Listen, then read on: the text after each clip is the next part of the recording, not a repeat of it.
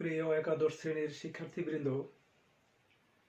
Martin Luther কলেজের online ক্লাসে সবাইকে স্বাগত জানাচ্ছি। আজকে আমরা পৌরনীতি ও সুশাসন প্রথম পত্রের 3য় অধ্যায় থেকে আলোচনা করব।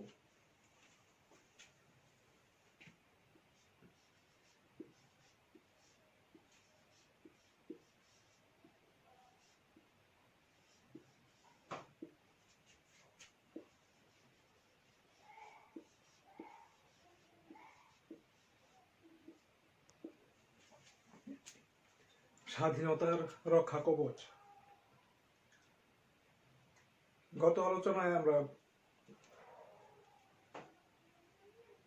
স্বাধীনতা নিয়ে আলোচনা করেছিলাম। সেখানে বলেছিলাম স্বাধীনতা সভ্য সমাজের একটি অপরিহার্য উপাদান। স্বাধীনতা ছাড়া কোনো ব্যক্তি, সমাজ বা রাষ্ট্র বিকশিত হতে পারে না। ব্যক্তি, সমাজ বা রাষ্ট্রীয় জীবনে স্বাধীনতার প্রয়োজনীয়তা অপরিসীম। স্বাধীনতার অভাবে আধুনিক বিশ্বের গণতন্ত্র একটি ভিত্তিহীন শাসন ব্যবস্থায় পরিণত হয়। তাই স্বাধীনতা রক্ষা করা অত্যন্ত জরুরি। স্বাধীনতাকে অক্ষুণ্ণ বা অটুট রাখার জন্য কতগুলো পদ্ধতি বা উপায় রয়েছে। এই পদ্ধতি বা উপায় হলো স্বাধীনতার রক্ষা কবচ।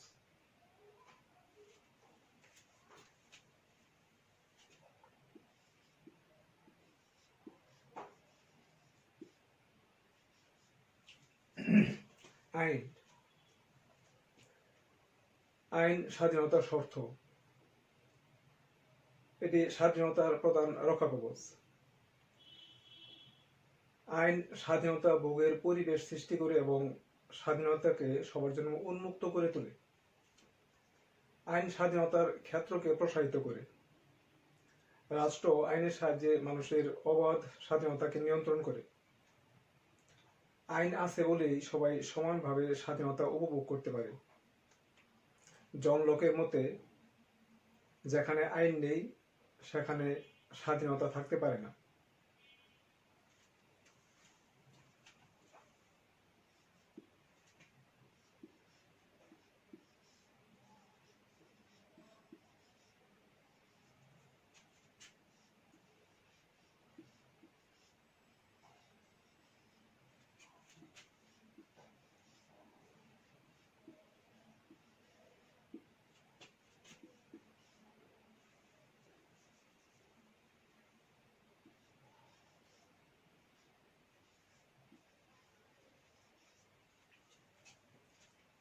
সংবিধানে মৌলিক অধিকার সন্নিবেশ।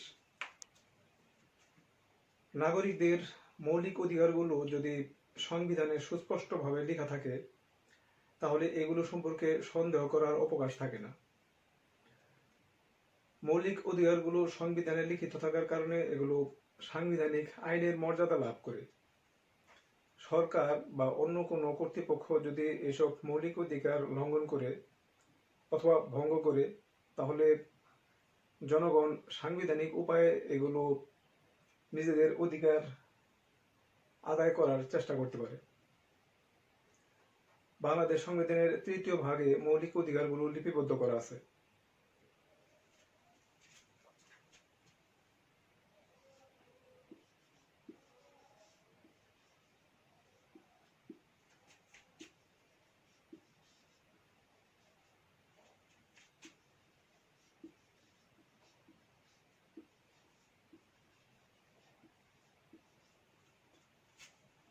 দায়িত্বশীল শাসন ব্যবস্থা। দায়িত্বশীল শাসন ব্যবস্থা স্বাধীনতার অন্যতম রক্ষা কবচ। স্বাধীনতা রক্ষায় দায়িত্বশীল সরকারের ভূমিকা অপরিসীম। দায়িত্বশীল শাসন ব্যবস্থায় শাসন বিভাগ তার কাজের জন্য আইনসভার কাছে দায়ী থাকে।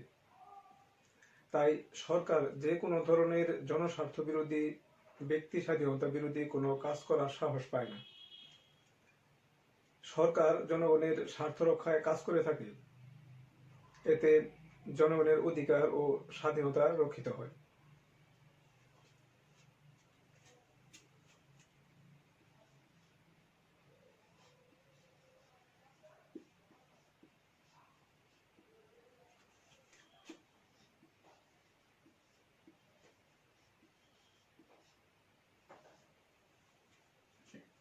আইনের অনুশাসন। অধ্যাপক ডাইসির মতে আইনের অনুশাসন বলতে আইনের দৃষ্টিতে সমতা, অর্থাৎ ধর্ম, বর্ণ, জাতি নির্বিশেষে সকল মানুষই আইনের দৃষ্টিতে সমান অধিকার ভোগ করবে। সকলেই আইনের আশ্রয় লাভের সমান সুযোগ ভোগ করবে। আর শুনানি ব্যতীত কারো বিরুদ্ধে শাস্তি বা ক্ষতিকর ব্যবস্থা করা যাবে না। এগুলি হচ্ছে মূলত আইনের অনুশাসন। আইনের শাসন স্বাধীনতা রক্ষার একটি অন্যতম রক্ষা কবচ। যে সমাজে আইনের শাসন প্রতিষ্ঠিত থাকে সেই সমাজে স্বাধীনতা অক্ষুণ্ণ থাকে।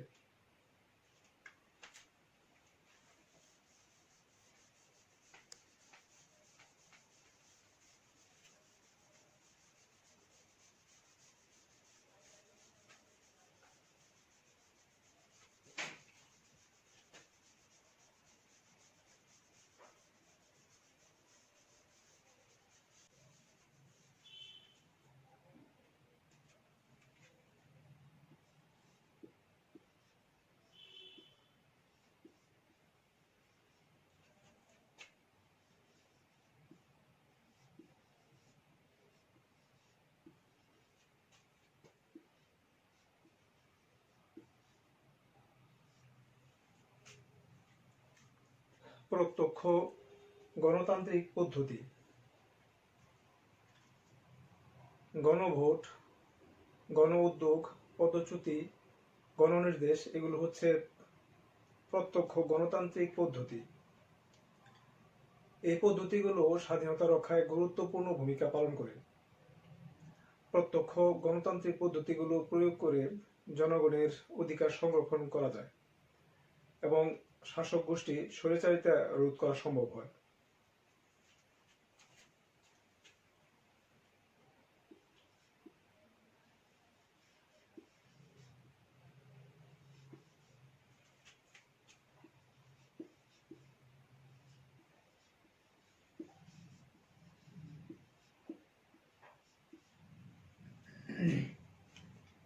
ক্ষমতা স্বতন্ত্রীকরণ। ক্ষমতা স্বতন্ত্রীকরণ নীতির মাধ্যমে সরকারের স্বৈরাচার রোধ করে ব্যক্তি স্বাধীনতা রক্ষা করা সম্ভব হয়। ক্ষমতা স্বতন্ত্রীকরণের মূল কথা হলো সরকারের তিনটি বিভাগ, যথা আইন বিভাগ, শাসন বিভাগ ও বিচার বিভাগ, এই তিনটি বিভাগ আলাদাভাবে নিজ নিজ দায়িত্ব পালন করবে। এক বিভাগের কাজে অন্য বিভাগ হস্তক্ষেপ করবে না। ফরাসি দার্শনিক মন্টেস্কু ক্ষমতা স্বতন্ত্রীকরণ নীতির প্রবক্তা।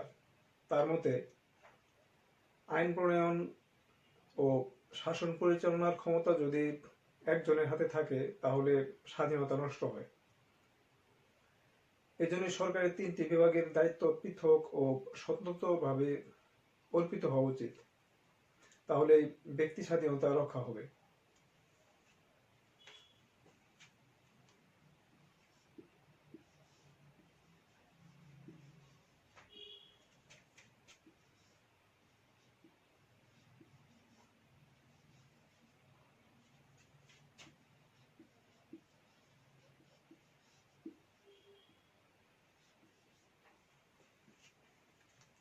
বিচার বিভাগের স্বাধীনতা। স্বাধীনতা রক্ষার জন্য প্রয়োজন স্বাধীন বিচার বিভাগ। স্বাধীন বিচার বিভাগের মাধ্যমে জনগণ তাদের অধিকার যথাযথভাবে রক্ষা করতে পারে। গণতান্ত্রিক রাষ্ট্রে একটি আইন বৈধ কিনা সেটা যাচাই করে থাকে বিচার বিভাগ।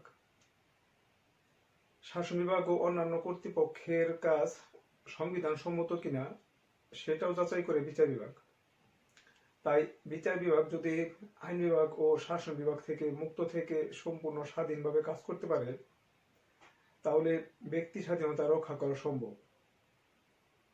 বিচার বিভাগের স্বাধীনতা রক্ষার একটি গুরুত্বপূর্ণ রক্ষা কবচ।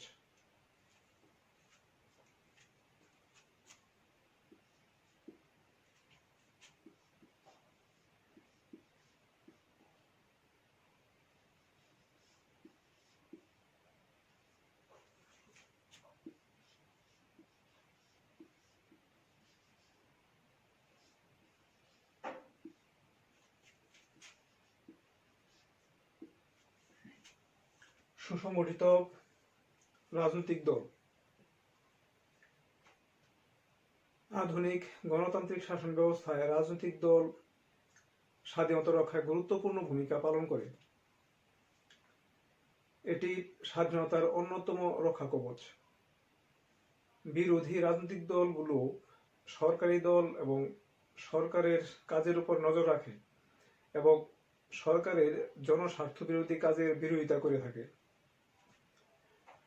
তাই সরকার স্বেচ্ছাচারী হতে পারে না এবং জনগণের স্বাধীনতা নষ্ট করতে পারে না।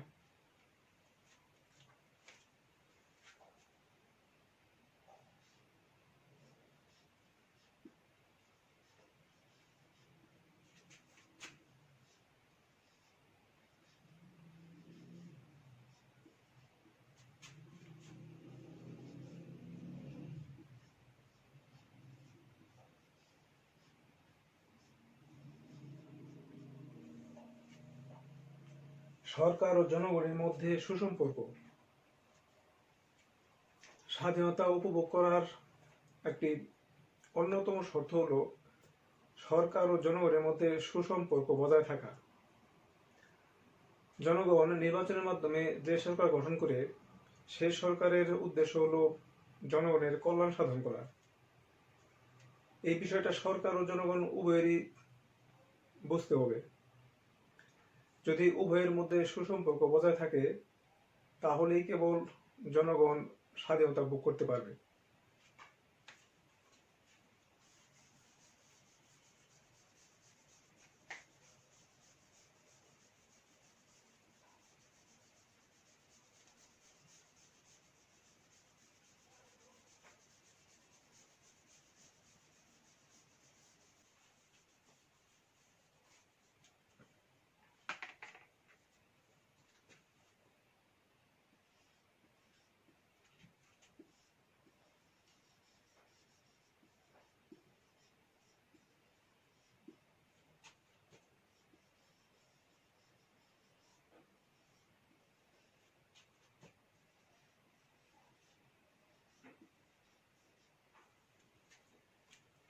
শোষণমুক্ত সামাজিক কাঠামো। স্বাধীনতা রক্ষা করতে হলে শোষণমুক্ত সামাজিক কাঠামো গড়ে তুলতে হবে। যে সমাজের সুযোগ সুবিধাগুলো কোনো একটি নির্দিষ্ট শ্রেণী ভোগ করে থাকে সেখানে স্বাধীনতা থাকতে পারে না। রাষ্ট্রের সব শ্রেণীর মানুষের মৌলিক চাহিদা পূরণ করা রাষ্ট্রের অন্যতম দায়িত্ব ও কর্তব্য।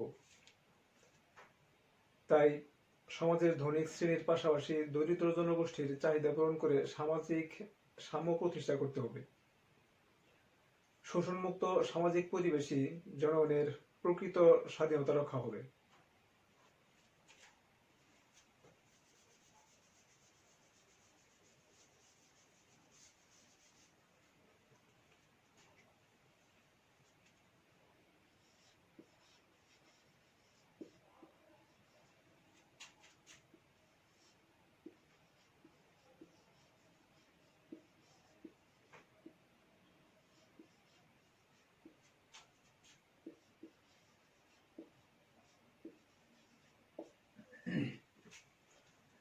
আমরা এখন আইন ও স্বাধীনতার সম্পর্ক নিয়ে আলোচনা করব।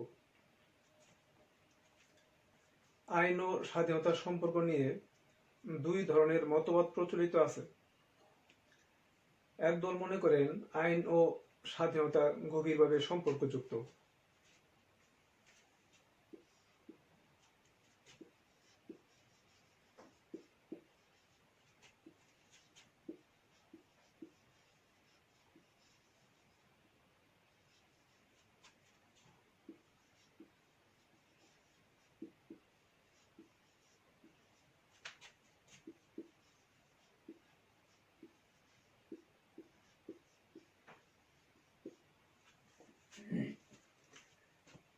এই মতের যারা সমর্থক তাদের মধ্যে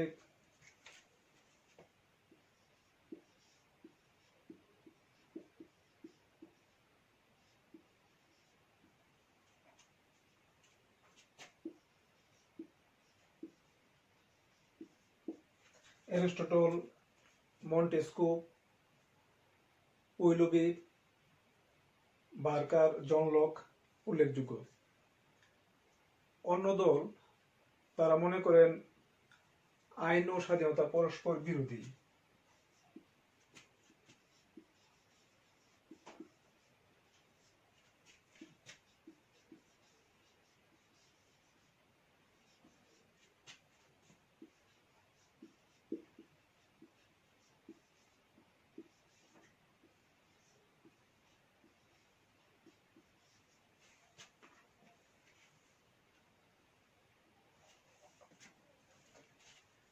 এই মতের যারা সমর্থক তাদের মধ্যে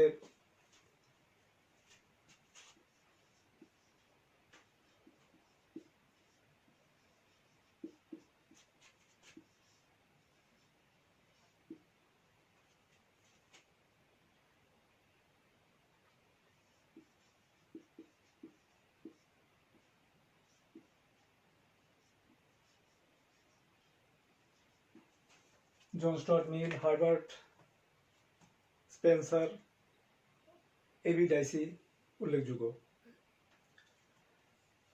আইন ও স্বাধীনতা নিয়ে দুই ধরনের মতবাদ থাকলেও এদের মধ্যে ইতিবাচক সম্পর্কটি অধিক যুক্তিসঙ্গত ও তাৎপর্যপূর্ণ। আইন স্বাধীনতার শর্ত। যারা আদর্শবাদী দার্শনিক তারা আইনকে স্বাধীনতার শর্ত হিসেবে বিবেচনা করে। সমাজ ব্যবস্থায় আইন না থাকলে সমাজে বিশৃঙ্খলা বিরাজ করবে, সমাজে অন্যায় অবিচার বেড়ে যাবে, সমাজের সবলরা দুর্বলদের উপর অত্যাচার করবে। তাই আইনের নিয়ন্ত্রণ ছাড়া সঠিকভাবে স্বাধীনতা ভোগ করা যায় না। আইন ব্যক্তিত্ব বিকাশে সহায়তা ভূমিকা পালন করে। স্বাধীনতা উপভোগের মাধ্যমেই নাগরিকদের ব্যক্তিত্বের বিকাশ ঘটে। আইনের মাধ্যমে স্বাধীনতার পরিধি সম্প্রসারিত হয়। আইন সামাজিক অনুকূল পরিবেশ সৃষ্টি করে এবং এর ফলে মানুষের স্বাধীনতা ভোগের সুযোগ সৃষ্টি হয়। নাগরিকদের অধিকার রক্ষার জন্য বিভিন্ন ধরনের আইন তৈরি করা হয়, যেমন সামাজিক নিরাপত্তা আইন, শ্রমিক কল্যাণ আইন, নারী অধিকার রক্ষা আইন ইত্যাদি। এসব আইন জনগণের অধিকার বাস্তবায়নে সাহায্য করে এবং স্বাধীনতা ভোগের ক্ষেত্রকে আরো প্রসারিত করে। সুতরাং এটা বলা যায় আইন এবং স্বাধীনতার সম্পর্ক বৈরী নয়, এদের সম্পর্ক অত্যন্ত ঘনিষ্ঠ।